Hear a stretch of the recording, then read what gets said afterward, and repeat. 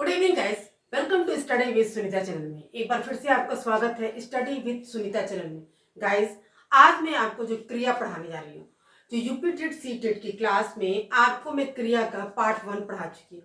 आज मैं आपको पार्ट 2 पढ़ाने जा रही हूँ।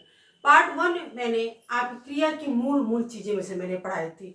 मूल धातु क्या होती है, धातु क्या होती है, यौगिक धातु क्या होती है, क्रिया किसे कहते हैं, ये सब मैंने एक एक चीज उदाहरण सहित बहुत अच्छे से आपको समझाया था। ठीक है, और उसी के आगे हम लोग पढ़ते हैं क्रिया के भेद। जैसा कि आप लोग जानते हैं कि जनवरी में यूपी टेट सी टेट के एग्जाम्स होने वाले हैं, ठीक है ना। तो उन्हीं सब के लिए आपकी ये तैयारी करवाई जा रही है और आपकी तैयारी में बहुत अच्छे से करवा रही हूँ। आपको एग्जाम्स में इसमें से आपको क्वेश्चंस मिलने ही मिलने हैं।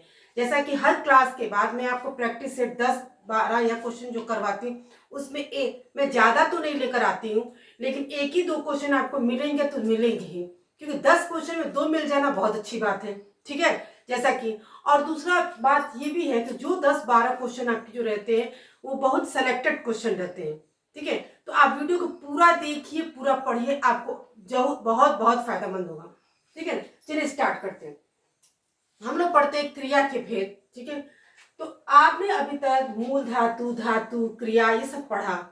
अब हम लोग आज जो पढ़ने वाले हैं वो क्रिया और क्रिया के भेद पढ़ने वाले।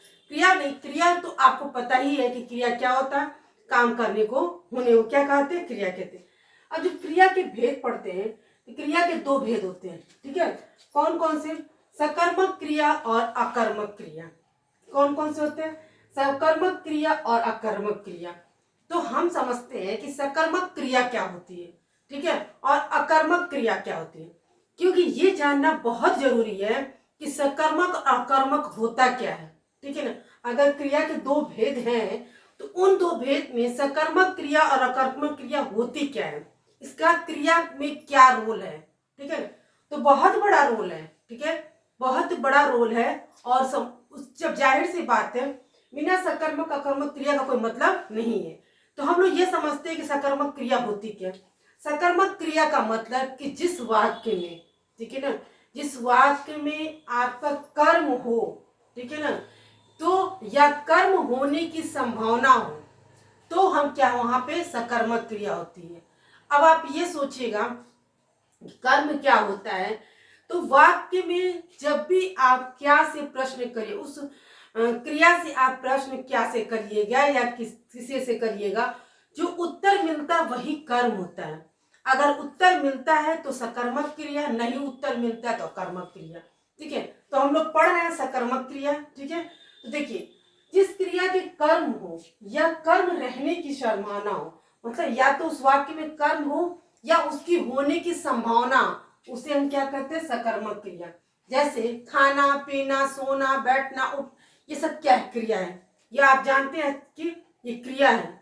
लेकिन अगर जिस वाक्य में खाना पीना, सोना, बैठना इस तरह का क्रिया है, उस वाक्य में जैसे मान लीजिए राम खाना खाता है, ठीक है, राम पानी पीता है, तो इस जब राम पानी पीता है इसमें कोई क्रिया कर्म नहीं है। ठीक है, लेकिन अगर हम ये कहते हैं खाना पीना, बैठ पढ़ना, गाना बजाना इत्यादि ये जो क्रियाएं हैं, इसके साथ मानिए हम कहें कि राम क्या खाता है, तो आप बताएंगे ना राम खाना खाता है, तो जो खाना होगा वो कर्म हो जाएगा। ठीक है, जब आपने प्रश्न ये पूछा, हमने वाक्य लिखा राम खाता है, तो खाता सिर्फ क्रिया हो गया। ठीक है, लेकिन क्या खाता है, खाना खाता है, तो खाना कर्म हो गया। यानी कि जो कर्म हुआ, इस तरह से अगर राम खाना खाता है, ये आपकी सकर्मक क्रिया हो गई। क्यों? क्योंकि इसमें कर्म है। और ठीक है, और राम खाता है, ये अकर्मक क्रिया हो गई क्योंकि इसमें कर्म नहीं है। बस यही बात आपको समझनी है कि क्रिया के 2 भेद, बहुत आसान से, क्रिया के 2 भेद में जिसमें आपके कर्म हो या होने की संभावना हो, वहां आपका क्या है, क्रिया, सकर्मक क्रिया होगी। जैसे ये क्रिया है, इस क्रिया में आप जो भी वाक्य दिया रहेगा उसमें आप प्रश्न कीजिए। जैसे मैंने बताया आपको कि सीता पढ़ रही है, ठीक है, पढ़ना तो पढ़ रहा, तो क्रिया है, तो क्या पढ़ रही है, तो किताब पढ़ रही है, किताब आपकी कर्म हो गई। और लेकिन सीता पढ़ रही है सिर्फ हम करते हैं, इसमें अकर्मक है कि कोई कर्म नहीं है। आपको बात क्लियर हो गई होगी, अच्छे से समझ में आ गया होगा। उसी तरह से देखिए अकर्मक क्रिया, जिस क्रिया के साथ कर्म ना हो और न कर्म होने की संभावना हो, ठीक है, न कर्म हो न कर्म होने की संभावना हो, उसी को हम क्या कहते हैं, अकर्मक क्रिया। जैसे कि मैंने आपको उदाहरण से भी बताया, आना जाना हंसना रोना सोना ये सब क्या है, क्रिया है। और अब वो क्या है कि वो मतलब हंसना, ठीक है, वो हंस रही है। अब क्या हंस रही है, कौन सा मतलब है, क्या हंस रही, अरे वो हंस रही है, क्या से कोई प्रश्न तो हुआ नहीं, तो वो क्या हंस रही है, किसे हंस रही है, इससे क्या मतलब, ये कैसा क्वेश्चन है, इसका कोई उत्तर मिल रहा है क्या, नहीं ना, तो ये अकर्मक क्रिया हो गई। ठीक है, जिस क्रिया से क्या और किसी से प्रश्न करने पे कोई उत्तर नहीं मिलता, वो क्या हो जाती, अकर्मक क्रिया। मैंने नोट पे देखिए क्या लिखा है, जो आपकी इंपॉर्टेंस बात है, और इसको ट्रिक्स समझ लीजिए, बहुत जरूरी चीज है। कुछ अकर्मक क्रिया है, जो जैसे अकर्मक क्रिया आना जाना सोना रहना की सब जो क्रिया होती है, इन क्रियाओं में हम प्रत्यय जोड़ के सकर्मक क्रियाएं बनाई जा सकती है। ठीक है, जैसे देखिए रोना, ठीक है, ज्यादातर आपने उसमें मैंने बताया था कि मूल धातु यानी कि धातु में आप ना जोड़ के ही आप क्रिया बना लेते हैं, प्रत्यय जोड़ के ज्यादातर क्रियाएं ना ही से ही होती है, ये भी मैंने बताया था। यहाँ देखिए आपको दिया है कि रोना, रोना आपकी एक क्रिया है, ठीक है ना, और इसमें हम लाना जुड़ा के बन गया एक शब्द आपका रुलाना। ठीक है, तो रुलाना जो शब्द बना ये आपका क्या हो गया, अकर्मक क्रिया, सकर्मक क्रिया, सॉरी। अभी तक रोना जो था वो अकर्मक क्रिया थी, लेकिन हम इसमें जोड़ क्या दिए, रुलाना लाना। ठीक है, तो ये शब्द क्या बन गया, रुलाना। तो यहाँ हम प्रश्न पूछ सकते हैं कि वह किसे रुलाती है, ये या किसे रुलाता है, तो हम बोल सकते हैं कि वो बच्चे को रुलाता है। तो प्रश्न तो मिला ना, हमने क्या बोला, क्या और किसे से, तो जब क्या और किसे से उत्तर मिलता है तो सकर्मक क्रिया, ठीक है ना, और नहीं मिलता है तो आपका क्या हो जाएगा, अकर्मक क्रिया। लेकिन जब यहाँ पे आपने पूछा कि वो किसे रुलाता है, बच्चे को रुलाता है, तो आपको उत्तर तो मिला, बच्चा जो क्या हो गया, कर्म हो गया, यानी कि इसका मतलब सकर्मक क्रिया हो गई। यही बात मैंने कहा है कि कुछ ऐसे अकर्मक क्रियाओं में प्रत्यय को जोड़कर हम सकर्मक क्रिया बनाई जा सकती है।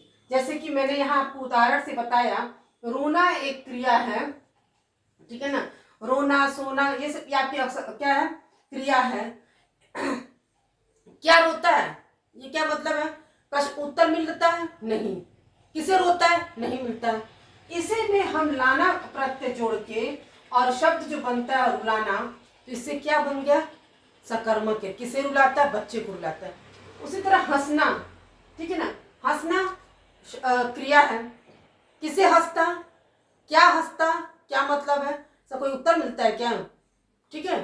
तो अगर इसी में हम आना प्रत्यय जोड़ दें तो हो जाएगा हंसाना, ठीक है ना, वह किसे हंसाता, वो किसे हंसाना, तो बच्चे को हंसाना, माँ को हंसाना, किसी को भी, तो जो आपको मिलेगा उसका उत्तर वो कर्म हो जाएगा। यही था आपका सकर्मक और अकर्मक क्रिया, ठीक है ना। जैसा अब एक बार फिर से मैं रिवाइज करा के बताती हूँ, सकर्मक का मतलब ही है जिस वाक्य में कर्म हो और कर्म होने की संभावना हो, वहां सकर्मक क्रिया होगी। जिसमें आप क्या और किसी से प्रश्न करके उस वाक्य का अगर उत्तर मिल जाता है तो सकर्मक क्रिया, ठीक है ना। अकर्मक क्रिया वो वाक्य जिसमें आप क्या और किसी से प्रश्न करने पे कोई उत्तर नहीं मिलता है, यानी कि उसमें कोई कर्म ही नहीं होगा, तो नहीं होता है, ठीक है ना। लेकिन अकर्मक कुछ जो क्रियाएं होती हैं उसमें प्रत्यय जोड़ के हम सकर्मक क्रियाएं बना सकते हैं, ठीक है। ये था क्रिया के भेद में जो बहुत इंपॉर्टेंस है, सकर्मक क्रिया और अकर्मक क्रिया। तो गाइस ये आपको अच्छे से समझ में आ गया हो, मैं इसी से संबंधित आपको जो प्रैक्टिस सेट करवाऊंगी तो आपको अच्छे से क्लियर हो जाएगा।